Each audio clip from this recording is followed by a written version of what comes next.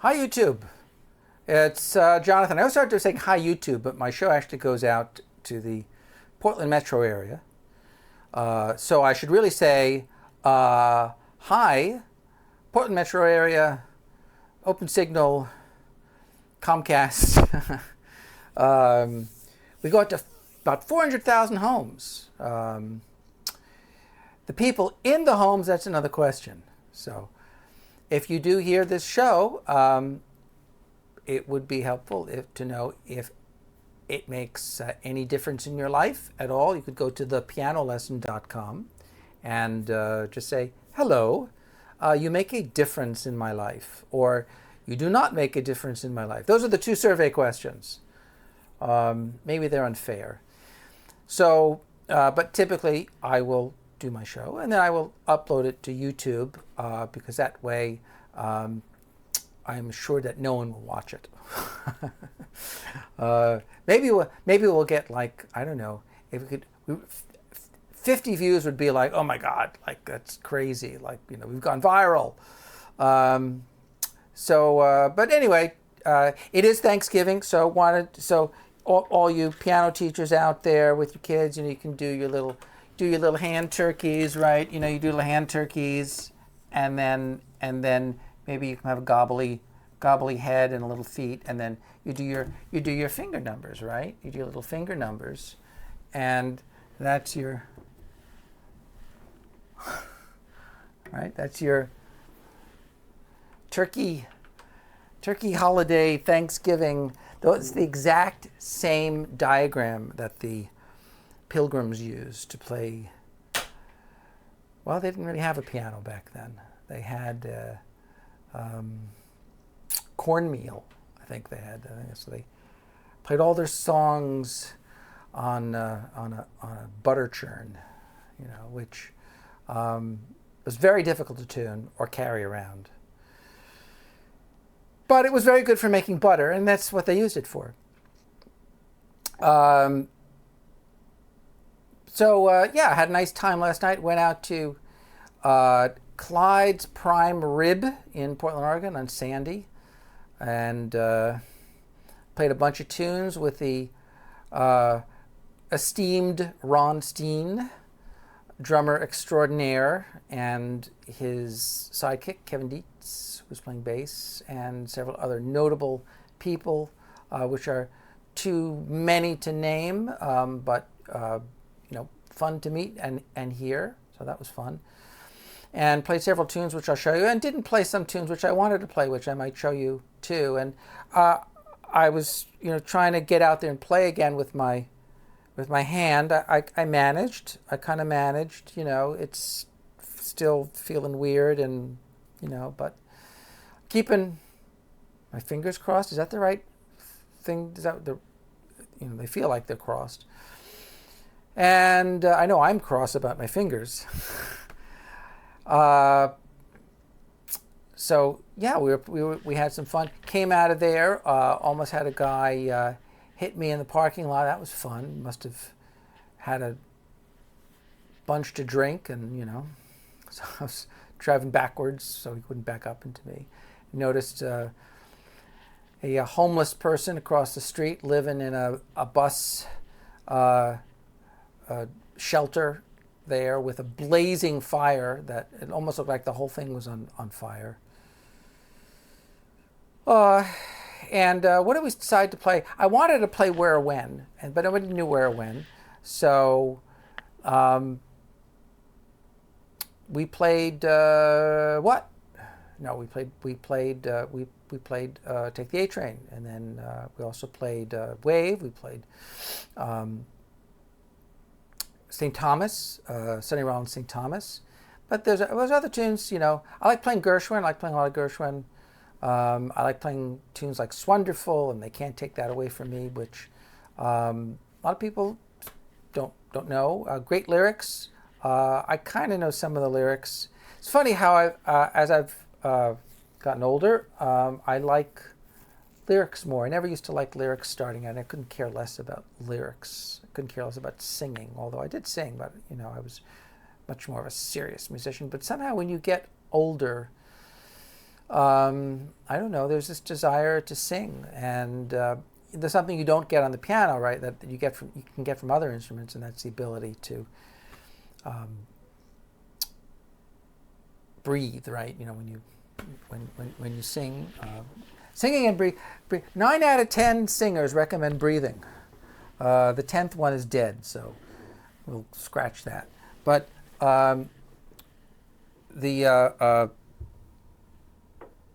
where or when?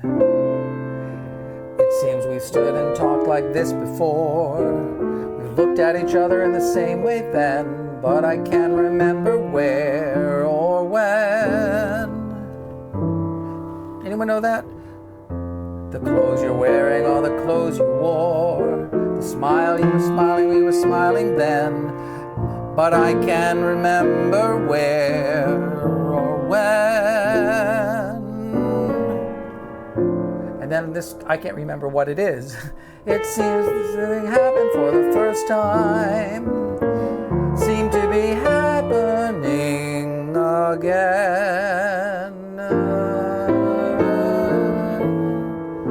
And so it's before and laughed before and loved before, but who knows where or when.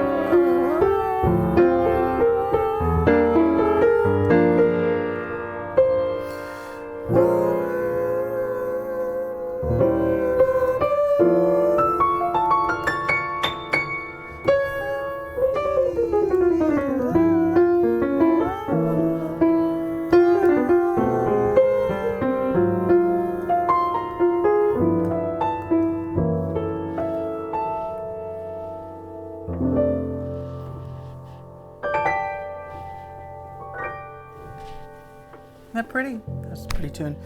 And the other one I like, It's Wonderful. I played a bunch of these songs already, but I just can't get enough of some of these songs. It's wonderful, you should care for me. It's awful nice, paradise. What I love to see, you've made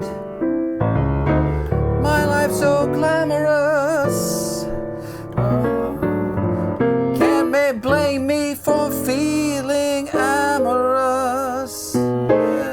So it's wonderful, it's marvelous that you should care for me.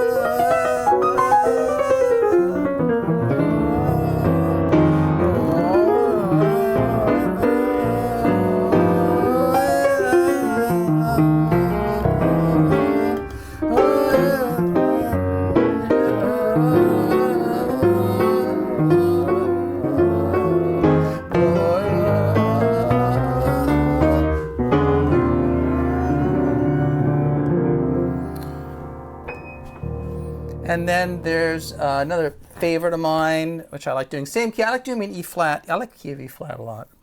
How many flats in the key of E flat? Quick quiz. Okay, the clock's ticking. The clock's. I put my watch on my other hand because I didn't want to wear it on this hand. Like my new watch band, by the way. Got a new watch band on eBay. Have you ever heard of eBay? It's Pig Latin.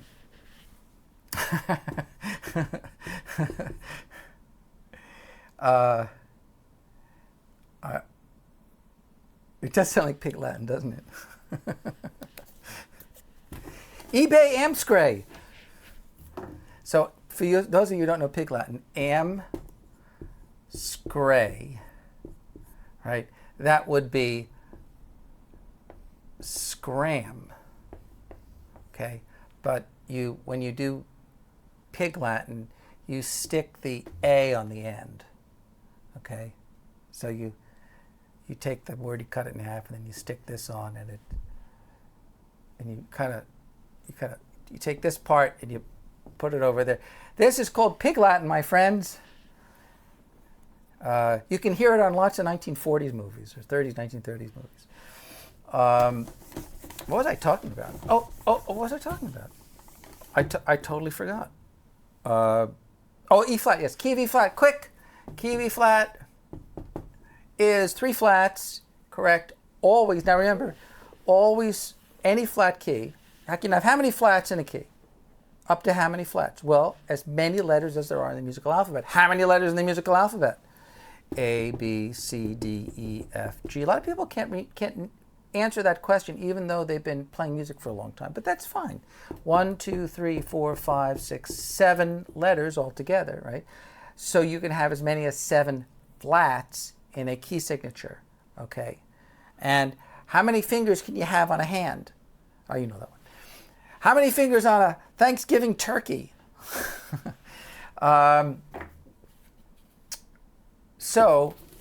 But no matter how many flats you have, this is not working very well. This eraser is subpar.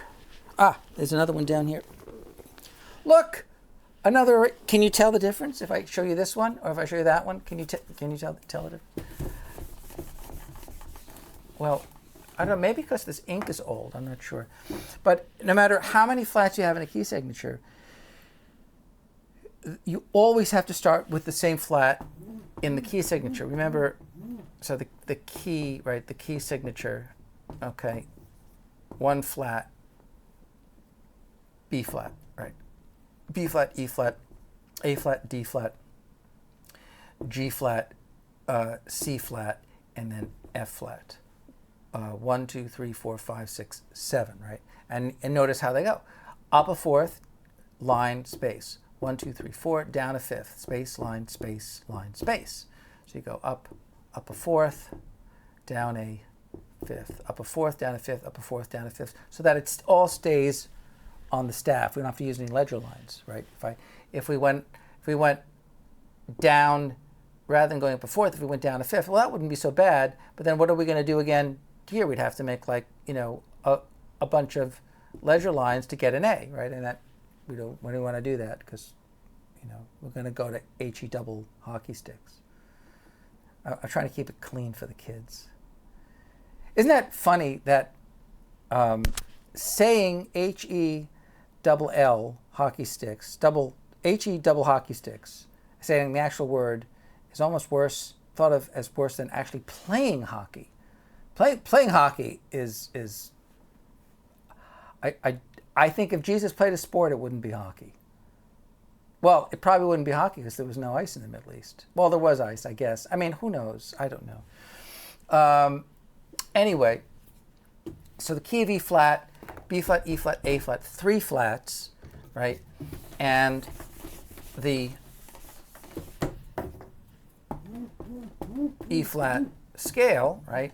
1, 2, 3, 4, 5, 6, 7 notes, and then 1 E flat, F, G, A flat, B flat, C, D, and then we're back to the E flat again. If I had a key signature on here, B flat, E flat, A flat, if I had a key signature, these would all be in parentheses as courtesy accidentals. But that's the E flat major scale, right?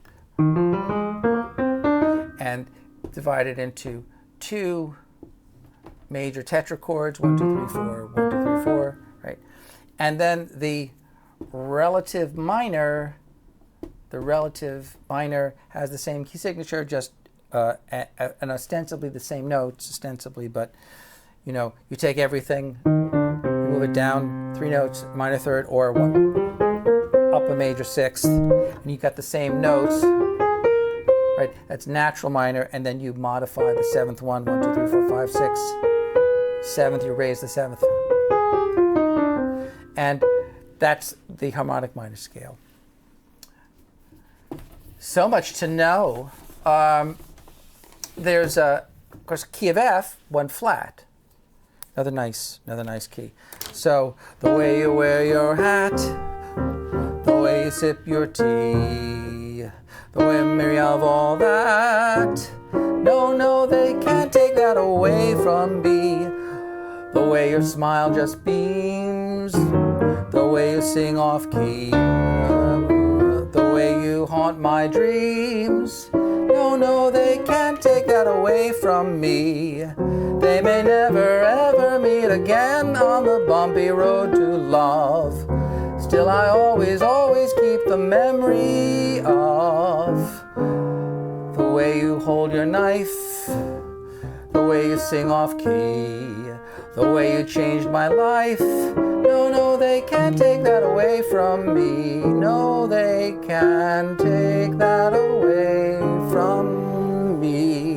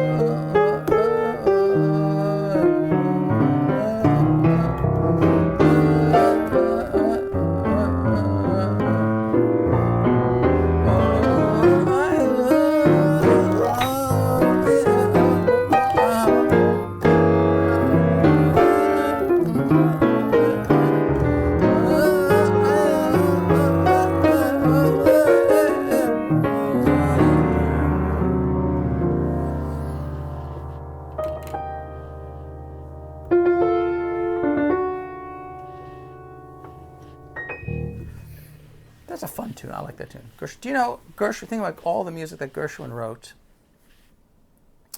We couldn't think of all the music Gershwin wrote because it's too much music. But he died at 39, tragically of a brain tumor. How unfair is that? Now, little trivia question. There was another pianist that was a contemporary of his and kind of a friend and foe who played a character, I believe, in the movie An American in Paris. And his name's on the tip of my tongue. what was his name? Come on. You can think of it. He also went on like the talk show circuit, and he was very nervous. He always drank coffee. Help me out here. Come on. Well, you can't hear me, so. But if you could, gosh, I will think of it.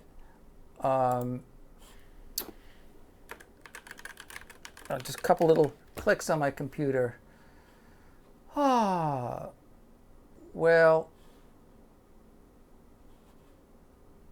I'm kind of looking up some trivia here, and I'm not finding what I'm hoping to find. So, what can I say? I'll think of it though. I'll think of it. And I go, aha! I knew it. I remembered that guy's name.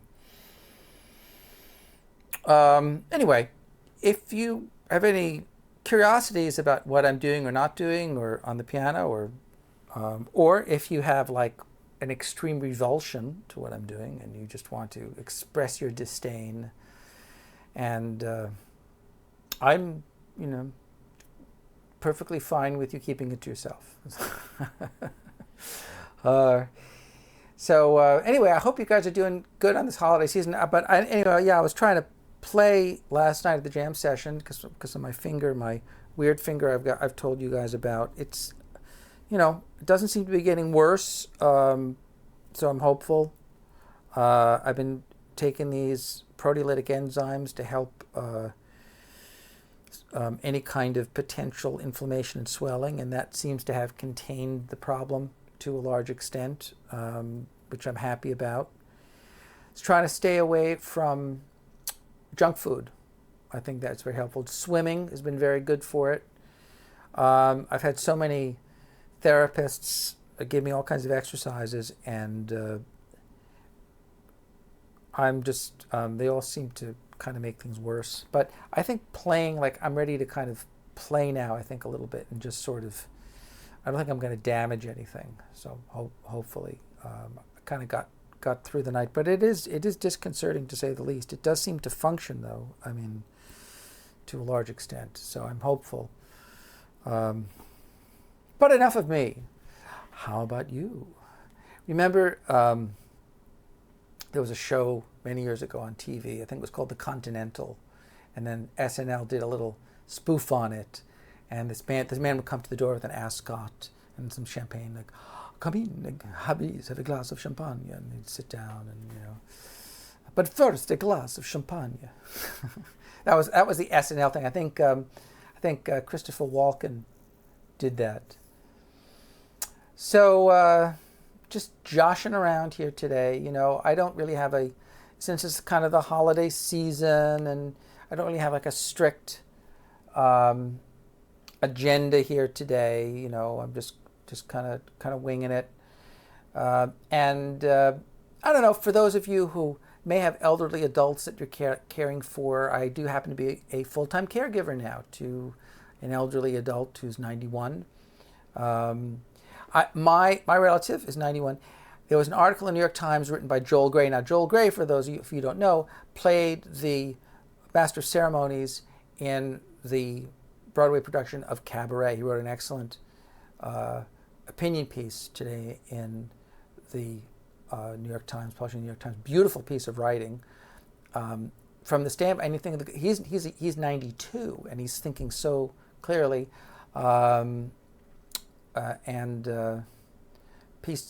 Piece about Cabaret and about what it was about, because it was written about the Nazi era. People tell me that there are some parallels now, so that interests me, and it might interest you as well. We'll see. I don't even remember. I used to play all these songs from Cabaret. My parents I used to have a book of books of music, like stacks of music on my piano as a kid. My parents would go out and I'd sing at the top of my lungs and I'd play all this stuff. But you're sitting alone in your room. Remember that song? What good is sitting alone in your room? Come hear the music play. Life is a cabaret, old chum. Come to the cabaret. Put down the knitting, the books, and the brooms. It's time for a holiday. Life is a cabaret, old chum. Come to the cabaret. Yeah, come to the cabaret. And then there was always...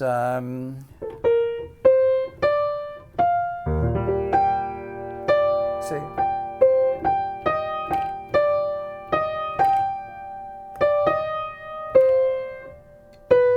Yeah, that was it. Welcome, well, that was it. Welcome and bienvenue. Welcome. That was the introduction to cabaret. Welcome and bienvenue. Welcome. Kander and Ebb, great composers. Well, I think we're winding down here, and I'm going to say so long. I wish you a wonderful holiday, and till next time,